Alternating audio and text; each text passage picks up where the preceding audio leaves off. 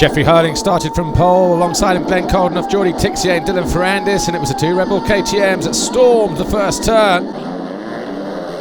But it was the battle up the front between Tixier and Dylan Ferrandis in the early stages. As behind them, Tonkov and Herlings just tried to get around. Herlings, of course, riding with a healing broken shoulder blade. Dean Ferris had a moment, so too did the 259 of Coldenhoff. He went out with a mechanical problem after being in fourth place with about 4 laps to go. At that point, Herlings was leading, Ferrandis was second, Tixier was third, and Dean Ferris was having his moments, but he managed to get back into fifth. Petrov got to fourth, but no doubt about it, one arm, two arms, Jeffrey Herlings still invincible in the sand.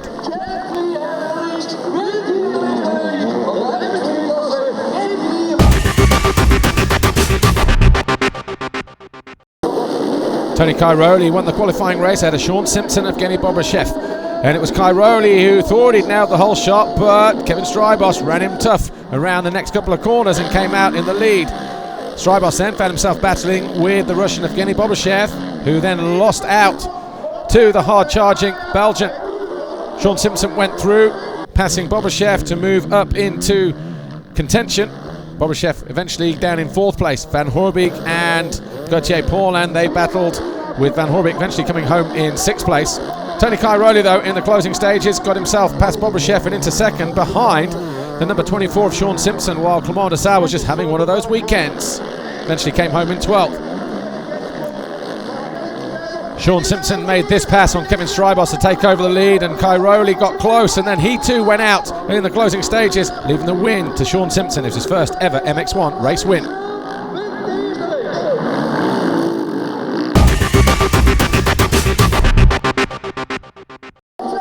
MX2 race 2, once again the KTMs were up the inside, Coldenhoff getting squeezed, but it was Herlings and Ferrandis who led the initial stages, but Herlings eventually fell after about lap 6 and was having to chase down Glenn Coldenhoff on the standing construct KTM. Jose Boutron had nailed down third in the championship, was having a tough time, eventually getting through to 15th, but he was happy with his overall performance. Jeffrey Herlings, though, eventually found a way back past Coldenhoff. Coldenhoff was doing a great job of leading the way, though. He had about a 7-second advantage until Jeffrey Herlings closed right in and seized his moment. He tried a couple of times to go through. They weren't always successful, but when it did, it worked for Jeffrey Herlings. As you can see on the right-hand side, it was also aided by a mistake from Glenn Coldenhoff, but Herlings, Coldenhoff, Ferrandis, they were your top 3. Tixier, Petrov and Tonos rounded out the top 6. In terms of the podium, it was Jeffrey Herlings, the Rebel KTM winner from Dylan Ferrandis, Bud Rockstar Racing Kawasaki, and Jordi Tixier was third.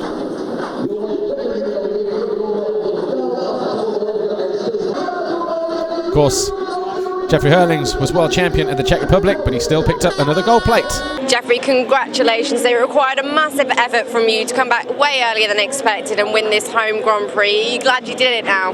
I'm glad I did it, but I wouldn't do it a second time over again, because the second moto I went in really aggressive and maybe too aggressive. I pulled a 10-15 second lead, and in the third lap I really hurt my shoulder really bad again because I overjumped the jump, but I made my way through and I went down once, but picked myself up good and went past Glenn and calculated my race and came out with 2 wins, and that's what it's all about.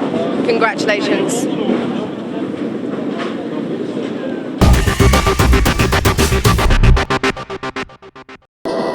MX1 race 1 finished with Shaun Simpson, Strybos, Bobashev, Cairoli, Didika as the top 5.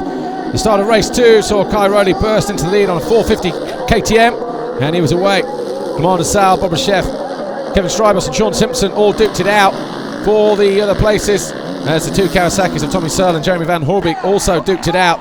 Wasn't long though before Van Hoorbeek found himself going out of 7th and down to 14th before remounting back to 10th. But Ken Didika suddenly came from nowhere, made a pass on the 22 of Kevin Strybos to get himself into 5th. He also then challenged Bobashev to go 4th, and then he had his sights set on the 24 of Shaun Simpson.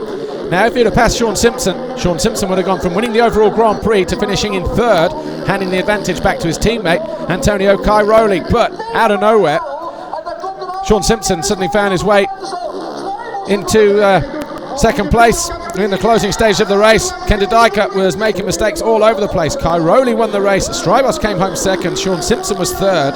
Dyker fourth. Evgeny Bobashev was fifth. But with Shaun Simpson rounding out the final turn in third, that gave him his first ever Grand Prix victory to go with the first ever race win in MX1 that he picked up just a couple of hours earlier. He's also the last ever winner of an MX1 Grand Prix because the format changes to MXGP next year, and he's the first British winner. He just happened to be another Scot, Billy Mackenzie, 6 years ago in Japan.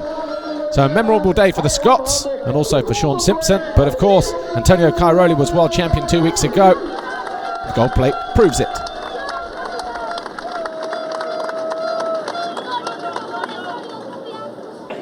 Shaun Simpson, what a way to finish the year. How did it feel on the top step of that podium? Unbelievable. I don't really know still how I feel.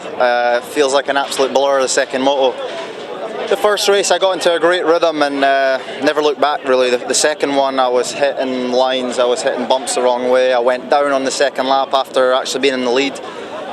It was just a blur. And then Kevin came past, I thought I'd blew it, Tony won, I thought where am I? And then my dad didn't even put out the pit board for the last 2 laps and I didn't even know what had happened, and then I seen first overall and I thought unbelievable. My first one, and it's in the MX1 class. First time on the podium for about 3 or 4 years, so yeah, everyone, thanks very much, Yamaha, everyone that's helped me out, and we'll see what I'm doing for next year because I'm still available. So huge congratulations.